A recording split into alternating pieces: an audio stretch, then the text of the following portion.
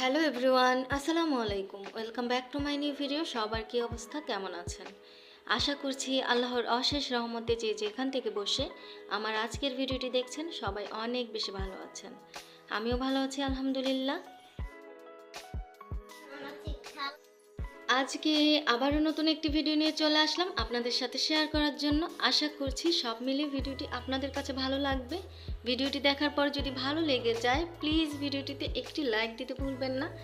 আর আপনি যদি আমার চ্যানেলে নতুন হয়ে থাকেন চাইলে চ্যানেলটিকে সাবস্ক্রাইব করে নিতে পারেন।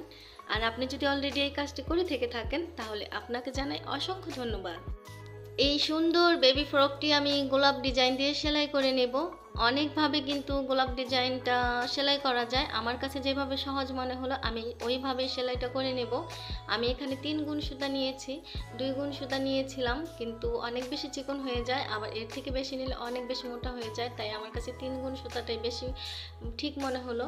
আর এই তো মাঝখানে কিন্তু আমি খয়েরি রঙের সুতা দিয়ে সেলাই করে নিচ্ছি। এই সেলাইটা আমি 3 ভাগে সেলাই করে নিচ্ছি।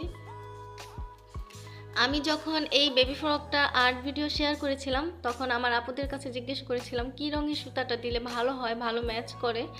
তখন কিন্তু আমার অনেক প্রিয় আপুরা বলেছে এখানে পাতা রং আর কমলা রঙের সুতাটা দিলে অনেক বেশি ভালো হয়। তাই আজকে আমি আমার আপুদের মতামত নিয়ে এখানে খয়েরি আর কমলা রং আর পাতা রঙের সুতা দিয়ে আজকের বেবি ফ্রকের সেলাই কাজটা শেষ করব। খয়েরির মাঝখানে কিন্তু কমলা রং সুতা দিয়ে ছোট্ট একটি গিট সেলাই দিয়ে দিয়েছি, আর অলরেডি আমি কিন্তু গোলাপ সেলাই করা শুরু করে দিয়েছি।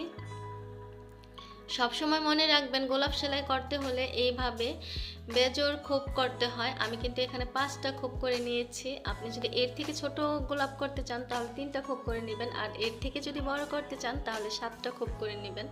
জোর খোপ দিয়ে কখনো গোলাপ সেলাই করা যায় না, তাই বেজোড় খোপ নিতে হয়। এই তো দেখেন আমি কিন্তু হাত দিয়ে ভালোভাবে বসাই দিচ্ছি সুতাটা। তো আমার কাছে সেলাই করার পর কিন্তু সত্যি এই সুতা ম্যাচিংটা অনেক বেশি ভালো লাগছে। তো আমার আপুদেরকে অনেক ধন্যবাদ আমাকে এতটা হেল্প করার জন্য, অনেক সহজ হয়েছে আপুরা বলে দেওয়াতে।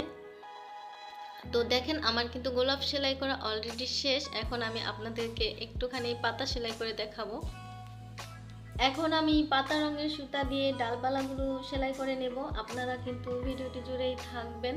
আমি কিন্তু আজকেই সম্পূর্ণ বেবি ফ্রকটি কমপ্লিট করতে পারবো না, কারণ শরীরটা বেশি ভালো না, তাই সেলাই শেষ করতে পারবো না। এমনিতে কিন্তু একটা বেবি ফ্রক একদিনই সেলাই করতে পারি আলহামদুলিল্লাহ। তবে 2 দিনের ভিতরে ইনশাল্লাহ শেষ করব, আর শেষ করার পর তো আপনাদের সাথে শেয়ার করব এই সুন্দর বেবি ফ্রকটি।